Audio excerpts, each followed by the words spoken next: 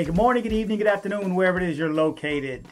I wanted to talk to you about life in Medellin, Colombia, the possibility of moving to Medellin, Colombia, what it was like after living there for 3 months. Would I ever go back? Who should go? And some of the reasons why you may want to go or may not want to go.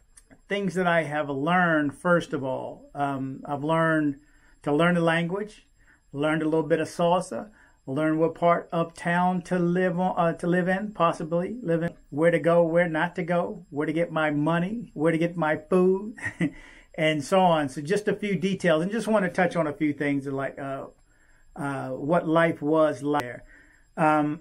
There's two types of people I would suggest to go there, or let's say three types of people that I would suggest going there. One, probably military personnel that's still getting some sort of pension or monthly payment. You'll find life fun. You're probably used to being by yourself or with your group of friends, possibly not married as of yet, may be perfect for you. Also, digital nomads. If you're a digital nomad, this is the perfect place for you. Wi-Fi's excellent. Wi-Fi's everywhere. I mean, it's just like here before, you know, as soon as you walk into a restaurant, what's the first thing you're going to ask them? Before I order, I know I ask, what's your Wi-Fi password? And you make sure that Wi-Fi is good. But wherever you're living, number one, you need to make sure your Wi-Fi is good. And for all of Medellin, it seemed to be good for me. And another positive for Wi-Fi is it's in all their city parks. So any park you go to, you're going to find that there's Wi-Fi there already. And you can connect. And I don't know how they do it, but it works. Say, for instance, Parque, lleres. It works in the park, but if you walk across the street to the restaurant right there, it does not reach. So I don't know how they do it, but, you know, 20 feet, 30-foot difference, it actually works. But, and then the third person will probably somebody who's on social security. You know, for what you can get in the U.S. for $1,200, you can get 5 times as much here. So this is the way I look at it. I think it's, I know when I turn 62, I'm supposed to get what? Is it $1,200 a month? I think.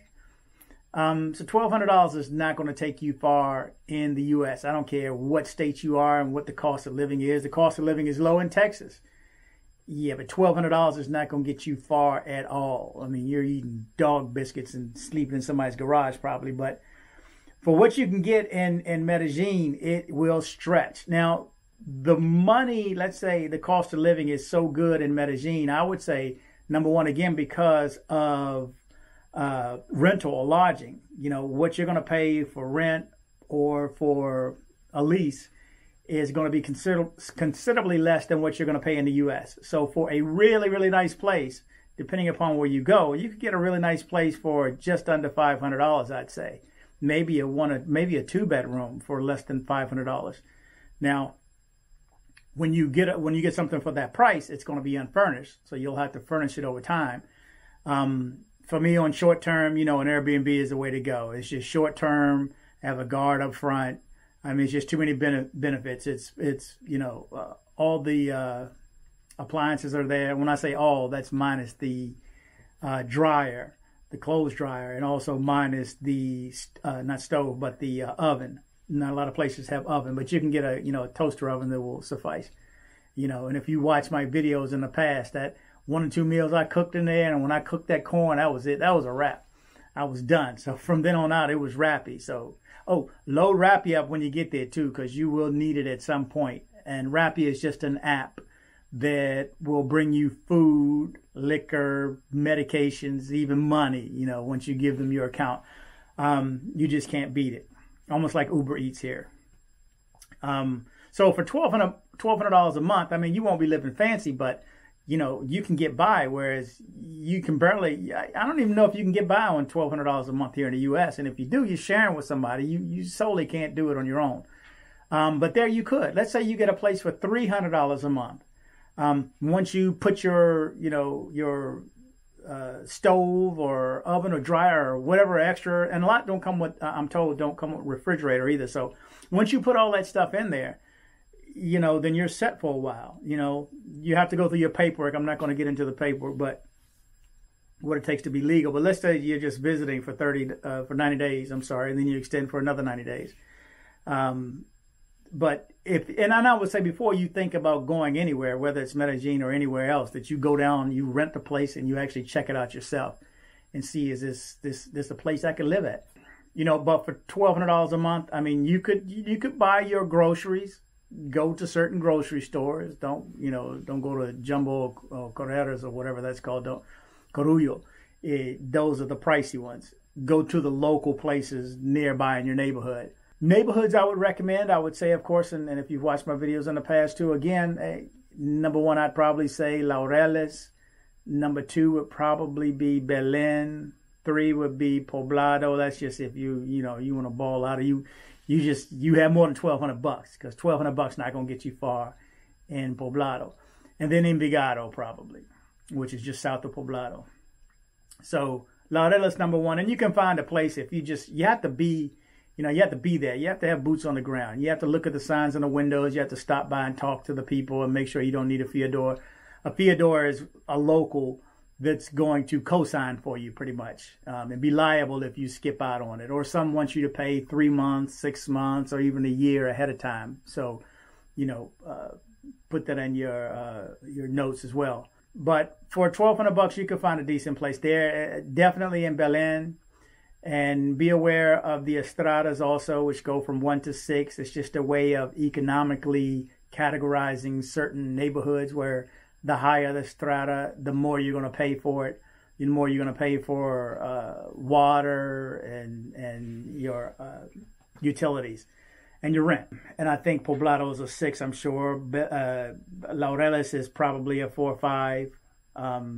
It's just a beautiful area. Laureles it's just got too much going for it, man. But number one reason for me, I think for anybody, well, I can't say for anybody, but for me, was the climate, the weather. I mean, it's just unbelievable. Here in Houston, I do not like to sit outside and eat dinner at a restaurant. Number one, it's normally hot here, especially most of the year. Let's say 8, 9, 10 months out of the year, it's hot. If I'm sitting outside, it's hot. I'm sweating. I don't like to sweat. I feel like I need to go back and take a shower in the middle of dinner. And then if you're also sitting outside, not only are you sweating, but then there's bugs out there too. Well, there's 2 strikes and 2 things you don't have to deal with in Medellin. The weather is just absolutely beautiful. Cannot account for year round, but from what I can tell and from other people who are still down there vlogging, the Sam and Tasha on how to expat, my boy Carlton's Travel Adventures, check him out. He's got a lot of information for you too, especially if you're a single guy, and girls too, and couples. He's got some information, and he speaks to a lot of couples and so on. So he's got a lot of information for you. But so $1,200 is going to get you, make you comfortable in Belen, and probably in Laureles if you're smart and you take some time to find a place. And the How to Expat guys can actually help you find a place too. And that's their YouTube channel. But climate number one was for me. Transportation was probably number 2 for me. Not having to drive. I just paid off my car here. Best car you could ever have in America as far as I'm concerned, when it's paid off and you don't have a monthly payment. Because here, I mean, the payments are going to be anywhere from $400 to $900 a month. So that's straight off the bat. That's coming out of your paycheck every month. It doesn't care, if you had a slow month or it snowed and you couldn't get to work. You need to pay that. Pay me. Then let's say you want to drive it somewhere. After you pay for it, you have to pay for gas, and that's a constant. If you're in a city like Houston, you have to pay to get on a toll. That's right. You want to ride down that road, you got to pay for it. You got registration, you have inspection, and if you're out of warranty, Lord help you. I mean, then you either need to pay for an out of warranty service contract, or you have a warranty. If you don't have a warranty and it's a new car, then, and something goes wrong with it, then you have to worry about repairs. So that's a lot of money. And that's definitely more than your $1,200, So, you could not survive, especially in the U.S., on $1,200 with a car, with a finance car. So that's the biggest thing. You do not have to drive in Medellin, Colombia. Now, I Ubered wherever I went, but here's the deal. As of recently, Uber is no longer going to be in Colombia, and that's there's other options, because I really don't like to take a taxi, and I don't recommend taking a taxi. Really, I've heard horror stories. My girl just went there a month and a half ago, and they played the old switch the change back. In other words, They say, okay, it's 50 mil, and you give them 2 20s and a 10. You hand it to them, and all of a sudden they go, oh, well, this one's fake. This one's fake, and show you how it's fake. What happened was, when you handed them the money, they switched one of those bills and tried to say you only gave them 30. 30 is good. You need to pay, or you just didn't give them enough. You know, they'll get you when it's dark, and when it's. I just don't. I've heard horror stories about taxis, so I don't recommend taking them. But there are other ones, other options that you can take. There's InDriver. And there's a few other options too. Just research that. But no more Uber. I liked Uber because I never had to come out of my pocket with money.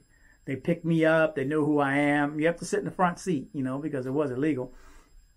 Not for you, but for them, for the driver. But now they've decided, they just gave up, I guess, after, you know, just it's the same place, same thing as no matter where Uber goes in the world. I mean, from Las Vegas to Vancouver, they fought it and fought it and fought it and fought it, and now the taxi drivers won. And so they're just going to up and out at the end of the month.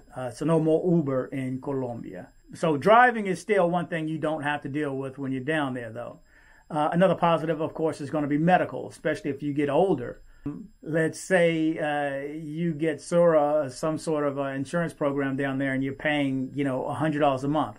You're going to get good health care. You'll get better if you pay $200 a month. You'll probably get the best where they visit your house if you're sick, but $100 should definitely suffice. I think the lowest is, in Carlton, correct me, $29 a month or $39 or the equivalents of that. So healthcare is a big one too, because you're getting older, things are going to go, you know, wrong. I'm getting up there in age too, and man, just my knees just hurting. It's, boy, if it's something, my stomach hurts today, or just something happened. Heck, I walked out. I was outside of my car loading it up in the morning before a training class I had in Kentucky 2 days ago. Threw some paperwork in there, had my hood over because it was 32 degrees, had my hood over my head to keep because I just cut my hair. My head was cold. And turned around and walked into the hatch. Bang. Now, I didn't need medical attention, but let's say this happens when you're outside of the country. You're probably going to want to get somebody to take a look at it. I mean, it's just that feeling of being secure and knowing that someone has checked you out and you're healthy. I didn't need to go, but I know that if I need to go, I can go. I have insurance here. So those are the biggest pluses for me. The climate, not having to drive anywhere, not have to worry about transportation fees and so on, and gas, medical care if you need it, the culture, a great culture. The Paisa people are about their country. Let me tell you, Paisa is another way of saying the country people, and they are strong in Medellin. Somebody's commented on one of my, a couple of my videos, one about the food, which I didn't care for too much. Bring your salt if you're going, you know. Sorry, if you're from Medellin and you're watching this or from Colombia, I didn't find that this food was too seasoned. You know, Americans, we like that salty seasoning, some spicy. Bring your Tony Chachere's, your Slap Your Mama, your Old Bay, accent, season all. Bring it there if you're cooking, or just bring regular salt and pepper if you're not, because it's not everywhere. That just made me think of eating at restaurants too. There's one thing to be aware of. If you use credit cards aren't that prevalent down there for the Paisa people, and they just started getting into debt recently, which is, you know, credit cards aren't a good thing, but they just started dealing with credit cards over the past few years. So if you go to buy a hamburger, or no matter what you're going to buy, they may ask you, how many installments do you want to put this in? Okay, even though you know your burger only had the equivalence of $5. How many payments do you want? Do you want to pay $1 a month? You know, you will get that question, so just be aware of it. But anyway, it has to do with credit cards and a whole other thing. On safety, I have another video on safety being overseas, so take a look at that as well. I'll leave a link at the end of this video. But, you know, that $1,200 is good for you for rent, for transportation, which are, for me, I say the two biggest bills. If you get older, maybe your medical gets up there as far as one of those two, or top three at least. But food and groceries, I found that at my local store, which was Jumbo, my grocery store, the food was not that inexpensive. Less than the U.S., yes, but not remarkable, you know, like you're in the Philippines or you're somewhere else where your dollar is even that much longer. Food cost, you know, that's real. If you're eating local foods, yes, you can eat for what, $2, $3 a meal. But if you're eating like an American, like if you still want to have that American appetite and you want to, quench that American appetite, you're going to pay that American price. Maybe not exactly the American price, but close to it. Believe it. Another thing to keep in mind is when you go out and eat, nothing's ready. There's no fast food. I don't care if you go to McDonald's, and I don't think there's Wendy's. I think there's Burger King, Frisbee Chicken, or anything else you go to. You can go to the food court in the mall. Nothing is going to be ready unless it's a salad, pre-prepared salad. They're going to cook everything to order, so you will be waiting. So be patient. Just like when you're trying to cross the street, be patient too. Gone over where to live. Just keep in mind, if you're going to live over there, you're going to be living without your family. So be ready to be without your family. That means your kids, grown or not, uncles, cousins, everyone else. They can visit you, which is a good thing, and you can get back, but put that in your budget too. Flying back and forth is not inexpensive. For me, the average was, I want to say $6, and that was if I finagled it to, to get a good $55 ticket to Miami and then, pay another $4 or something to get the rest of the way. It just depends on what part of the country you're coming from. You can probably always get a good deal from Miami. Really, I don't know of any other place where you can get a good deal. Mine, coming from Houston, I had to transfer. It was not a straight shot, which is one reason I love Guatemala, which I'm going back, and the countdown's on. I'm going back in 6 days, and I'll have video on that too. I am looking forward to Guatemala again, even though it's only for a few days. I'm going to get some good video content and just enjoy that culture a little bit more. One other thing, I wrote here 2 things that you want to keep in mind also when you're down there, and one is the drug. I think I'm going to pronounce it wrong, but scopolamine or scopolamine. It's the drug that it's also called devil's breath. That, what has happened was, and I've heard the story, so I'm going to say they're true, just like reading so many reviews. That many stories cannot be incorrect, where some woman will blow this dust on you, and next thing you know, you forgot everything. And, you're going back to your hotel, and you walk in your hotel with this person, check that person in, walk in with you, everything is all fine. And then you come out of this comatose state 3 days later, straight broke, and everything's gone. And you don't remember anything. You can go back to the hotel front lobby, and I've heard stories. They've gone back to the front hotel lobby, looked and reviewed the video recordings, and yes, you walk that person right up in there, but yet you don't remember it 3 days later. So be careful of this stuff. I've heard it so many times that it is true. It's called devil's breath. I've been told by someone else that lived there, when you walk past a certain group of people and you see them doing something, I don't know what they're doing, but don't inhale, don't breathe in. Of course, watch your drinks, always put something over your glass, or just drink a bottle, or hey, be wise and bring your own. Don't leave and come back with your drink there. Yeah, that's just straight nuts to do that. So be careful. If you're young and about, the women are there and the women look good, I can't vouch on that. There's channels for that. There's Marwa for that. And there's Ace. I mean, there's going to be other channels that'll talk about that. But the women are there. If you're young and you want to spend your money that way, I would say that would definitely be visiting, because for $1,200 a month, you're not going to get that far. You're not going to be balling down there. So, have a way, some extra income. Work that $1,200 in with being a digital nomad, because $1,200 is not going to go that far there. You're not going to be rolling in the dough. Now, $2,500, $3,500 a month. If you can get $3,500 coming in, man, you're balling. But then still set some money aside. Don't just throw that money away. I mean, unless you have some sort of inheritance that's going to pay over time. Don't be foolish. Weed is there. I'm not saying it's legal, but I know cops don't fool with you.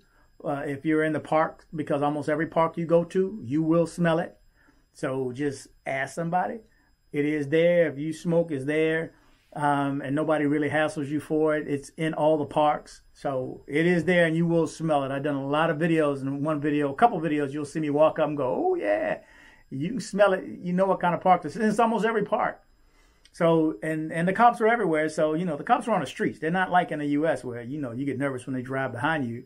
You barely see them on the street. No, the cops are there. There's armed guards. So you will feel secure while you're there. They're everywhere anyway, and they don't really hassle, especially if you're American. They're not going to fool with you either. But just keep in mind, no matter you're black or white or whatever you are coming from the U.S., when you get there, you are Colombian. I'm telling you, if I keep my mouth shut, I'm Colombian. Now, if I talk and my Spanish is not that good, of course it's not. I'm not, they're going to know I'm not American. First thing I tell them, hablo muy poquito español, okay? I let them know I speak a little Spanish, so, pero yo tratar, aprender, I'm trying to learn. So, learn a few words, and you've heard that in all my other videos. Learn a few words, take classes if you can while you're there. Learn how to salsa, meet some good friends, go on the excursions. The excursions, like climbing mountains and the coffee tours and going to Jardín or Guatapé, those aren't included in that $1,200 either.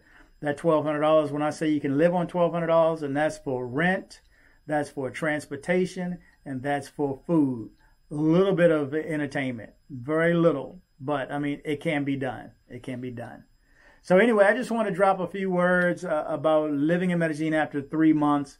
Some of the positives I thought, some of who I thought it may be good for. Medellin is absolutely beautiful. The transportation system is phenomenal. The Paisa people are generous, helpful, friendly. And I found, again, just walking down the street, they're not all friendly and helpful and so on. But if you ask and you initiate a conversation, perdón, discúlpame, and you start talking, yes, they'll go out of your way and walk you down the street to an ATM. But learn ATM too. Learn how to say where is. Important words. Anyway, but if anybody has any comments, please leave them below. If you know of anyone that's moving to the area, share this video. Subscribe if you can. I'm trying to get to 500 subscribers by the end of this month. I've been doing this 6 months now. I'm going to continue doing the videos and vlogging outside the country. I have one other trip I think I'm going to do in a couple of days to Atlanta, and then I'm on to back to Guatemala and Antigua and Lecatitlan. I cannot wait. Anyway, thanks for watching. Have a good one. Please comment and share if you liked the video. Please subscribe and kick the bell.